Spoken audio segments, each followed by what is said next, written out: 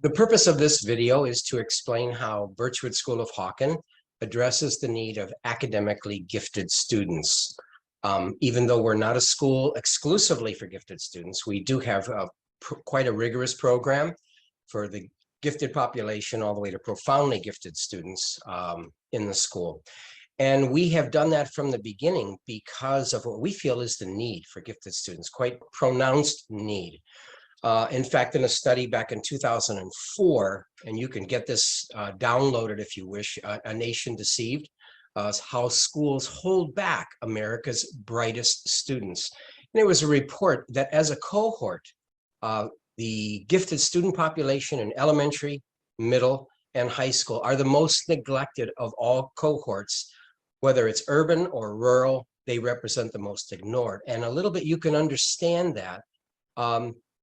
They're bright, you know, they're sharp, they pick up things fast. So the assumption is they're going to be okay. They're smart. It's not going to be a problem. Unfortunately, the reality is, as these children grow older, out of elementary to middle to high school to college, they have not been challenged adequately to sort of bring forth their potentials to their fullest possibility. And so they haven't had good work habits. They haven't developed good habits of persistence and all the things related to a good work ethic. And so what often happens in high school or in college, when they're finally challenged, commensurate with the capacities that they have, they withdraw and they drop out. So we felt that this addressing the needs of the gifted student is a very important part of our program. Now, I've been in gifted ed since the late 1970s and early 1980s, and so has my wife. So it's been an integral part of how we've approached education. Only we've committed it within the context of an entire school, not just a gifted population. When we say gifted, what we're looking at, academically gifted, are students who they learn faster than other students. They tend to learn more deeply. They ask questions that other students don't ask. And they think and function more broadly. They can make connections to other domains of knowledge, again, the way most students don't. And those kinds of needs need to be addressed. And of course, there's IQ. Generally, IQ of 130 or above is considered gifted. 145 and above is considered profoundly gifted. But it's actually the whole package to determine whether someone is academically gifted. Or we'll say bright or high ability, because the word gifted can be used in other contexts. We're talking about academically gifted. Now, in the world of, let's say, athletics or music or performance, anything like that, when we discuss the development of talent and the development of giftedness, we're looking at two components. One is acceleration. And once again, that's what was brought out in 2004 in this Templeton report, that acceleration is the #1 factor to accommodate the needs of gifted students. But then secondarily, there is what's now known as a talent development model. And the talent development model is, if I compare it to, say, a tennis coach, brings somebody on board, they're highly talented. They could see a natural athletic ability. They learn fast. They learn their strokes quickly. They learn footwork quickly. They learn to serve quickly. And so the master, so to speak, in this talent development model can see where this gifted person is at, how rapidly to move their learning, how quickly to pace the kinds of things that they're going to introduce them to work habits and attitudes, even diet of a person who's going to become a tennis prodigy. They take that child as far as they can go. That's the key. You lift the ceilings with gifted students. That's what acceleration does. And a talent development model does it even more. Same thing would happen in music. If a piano teacher or a violin teacher were to recognize, my goodness, this child is naturally talented in music. So what they would do, the pacing would be accelerated and the kind of training would be accelerated to match the capacity of that child, both in terms of how much they learn, how quickly they learn, and also the soft skills that surround that field, whether it's athletics or music, the kinds of attitudes and habits that you need to have to excel. So at Birchwood, what we've done is to accommodate these two approaches. One is acceleration, and the other is a talent development model, to approximate a master-apprentice kind of a relationship.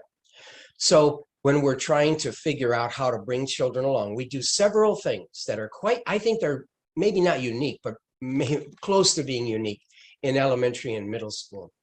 Number one, we hire subject specialists, which means starting in the first grade, you have a separate math teacher, separate writing teacher, separate reading teacher, because that person knows their field well. So when it comes to something like reading, and you have a gifted child in your class, and you're a second grade reading teacher, that teacher has a wealth of knowledge of literature for children that age and for children older. So when they identify a child that is accelerated in their learning and reading, they're able to introduce them to literature far beyond what their classmates are doing, that is still age appropriate. But because you have a subject specialist, they're able to lift the ceiling and allow that child to grow as fast as they can. The same thing would be true in math. I teach math, number of different grades, and it's the same thing. When I recognize someone as a very, very special talent for mathematics, then the sky is the limit. We lift the ceilings. How much can they learn? How rapidly can they learn? So that you're challenging them to put in the effort and the time to not only develop that talent, but develop all the habits that go with it to bring forth their potential. The second thing we do is we keep a very, very small teacher-pupil ratio, 1 to 13 maximum, and usually it's less.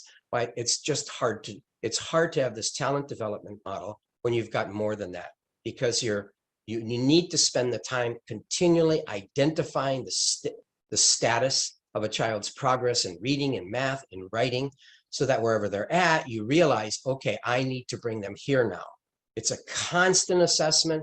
It's a very tight feedback loop. So you're bringing along this gifted child as high as they possibly can go. So they are learning the same work habits that maybe an average student has to learn to increase their knowledge in a subject, and maybe to go from a C to a B or a B to an A, whether you use grades or not. It's that effort. And now with the acceleration and talent development model, able to do the same thing with gifted children. The third thing that we make a big emphasis on is to teach children and to coach them and to train them in self-agency. In other words, ultimately, no school and no teacher is going to be able to bring your innate potentials, these academic potentials, as high as they can go. It will depend on your attitude. It will depend on your willingness to work. It will depend on your saying to yourself, I'm going to take responsibility for my learning, and then bring it forth as far as it will go. So in putting those three things together, then we add the homeschool collaboration. This is the best part. Sometimes parents will say, you know, they're not challenged in your math class. And then I'll say, well, come on in, let's talk about it. Let's move them forward. Or sometimes I will notice in my classes, or one of the other teachers, you know, they're not putting the work in. They could be achieving much higher than they presently are and not putting the work in. Mom, dad, teachers collaborate. And in that collaboration, you find a plan forward to bring that potential into actuality.